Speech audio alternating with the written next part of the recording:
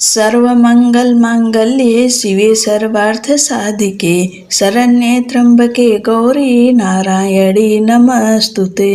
जय माता दी दोस्तों, आज गुप्त नवरात्रि का 7वां दिन है। 7वें दिन माँ धूमावती की पूजा की जाती है और माता दुर्गा के कालरात्रि स्वरूप की पूजा की जाती है। गुप्त नवरात्रि में शक्ति के 10 रूपों की पूजा होती है। हर रूप की अपनी अपनी विशेषताएं, रहस्य और तंत्र साधना में महत्व है। माता सती की 10 महाविद्याओं में माँ धूमावती माता 7वीं महाविद्या है। यह माता सती का सबसे दिलचस्प और प्रचंड रूप है और जिसकी उत्पत्ति सभी महाविद्याओं में सबसे अलग माना जाता है।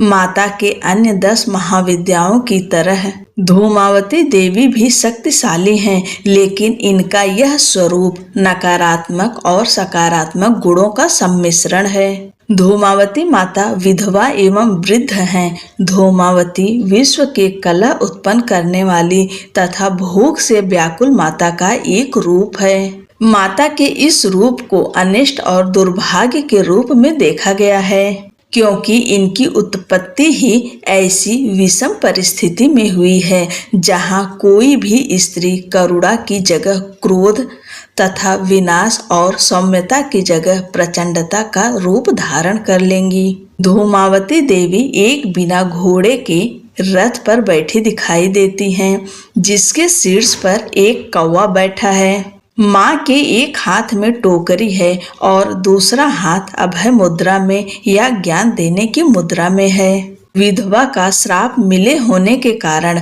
वे श्वेत वस्त्रों में होती हैं। उनका ये रूप मलिन वस्त्र पहने हुए भयभीत करने वाली, मन में विकार उत्पन्न करने वाली, भूख प्यास से व्याकुल, बड़े दांत और पेट वाली हैं। लेकिन उनके इस स्वरूप में भी गहरा आध्यात्मिक अर्थ छुपा है।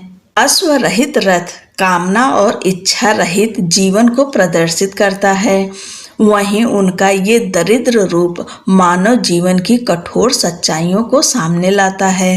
माता धूमावती का स्वरूप भले ही नकारात्मक है, लेकिन इनकी पूजा करने से मनुष्य के संकटों का हरण होता है, अभाव दूर होता है। वे अपने भक्तों की हर प्रकार की कमी व भूख को शांत करती हैं तथा उन्हें अभय होने का आशीर्वाद प्रदान करती हैं। माता का यह स्वरूप न केवल कलह का निवारण है, बल्कि परिवार को कई बाधाओं से बचाता भी है। लेकिन सुहागन स्त्रियां इनकी पूजा नहीं करती हैं। अगर आप 10 महाविद्याओं की पूजा कर रही हैं तो आज के दिन माता धूमावती की पूजा नहीं करेंगी, क्योंकि सुहागन स्त्रियां माता धूमावती की पूजा नहीं करती हैं। उनका मन से स्मरण करिए और गलती के लिए क्षमा प्रार्थना करिए।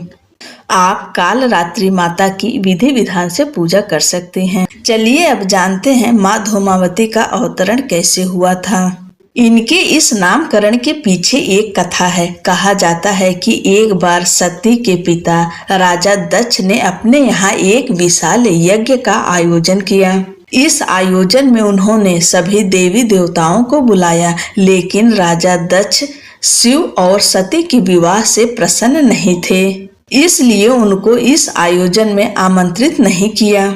आखिरकार जब माता सती के कानों में इस आयोजन की बात पहुंची तो उन्हें एक बार बुरा लगा। फिर उन्होंने सोचा कि पुत्री तो बिना निमंत्रण के भी पिता के घर जाने का अधिकार रखती है। यह सोचकर उन्होंने अपने मन की बात शिव जी से कही। भगवान शिव ने उन्हें समझाते हुए कहा कि विवाह के पश्चात पुत्री को अपने पिता के घर भी बिना निमंत्रण के नहीं जाना चाहिए। सती शिव के तर्कों से सहमत नहीं हुई और उन्होंने अपने पिता के घर जाने का निश्चय कर लिया। लेकिन वहां जाकर वे अपने पिता के तिरस्कार पूर्ण व्यवहार और भगवान शिव के अपमान से दुखी होकर यज्ञ की अग्नि में जलकर भस्म हो गईं। उनके जलने पर जो धुआं निकला उससे ही माता धूमावती का जन्म हुआ। पुराणों में माता धूमावती के जन्म के संबंध में एक अन्य कथा भी मिलती है। एक बार माता पार्वती को बहुत तेज भूख लगी। उस समय कैलाश पर खाने के लिए कुछ नहीं था। तब वे भगवान शिव के पास गईं, लेकिन शंकर जी समाधि में लीन थे। उन्होंने भूख से व्याकुल होकर भगवान शंकर को ही भोजन के रूप में निगल लिया। इससे उनकी भूख तो शांत हो गई, लेकिन भगवान शंकर के कंठ में विष होने के कारण माता पार्वती के मुंह से धुआं निकलने लगा। विष के प्रभाव से उनका शरीर जर्जर और विकृत होने लगा। तब माता पार्वती की प्रार्थना पर भगवान शिव उनके शरीर से बाहर निकल आए और उनके इस रूप को देखकर कहा कि आज से तुम देवी धूमावती के रूप में पूजी जाओगी। अपने क्षुधा को शांत करने के लिए तुमने अपने पति को ही निगल लिया, इसलिए तुम्हारे इस रूप को विधवा होने का श्राप मिलेगा। ऐसा कहा जाता है कि इस श्राप के कारण ही माता धूमावती की पूजा विवाहित महिलाएं यानी सुहागन स्त्रियां नहीं करती हैं। ये देवी रोगों, दरिद्रता और शत्रुओं से मुक्ति दिलाती हैं। माता धूमावती की पूजा पश्चिम दिशा में मुख करके की जाती है और इनकी पूजा सायंकाल शाम के समय की जाती है। तंत्र साधना में उच्चाटन के लिए देवी धूमावती की पूजा की जाती है। इनकी आराधना से केतु से संबंधित दोष मिटते हैं। इन्हें भोग में मीठा नहीं बल्कि नमकीन का प्रसाद चढ़ाया जाता है और पूजा में किसी भी प्रकार की रंगीन वस्तु या वस्त्र का उपयोग नहीं किया जाता। माँ धूमावती का मंदिर मध्य प्रदेश में स्थित है। वहाँ सिद्ध पीठ के रूप में माँ पूजी जाती हैं। दोस्तों, ये है धूमावती माता की कथा।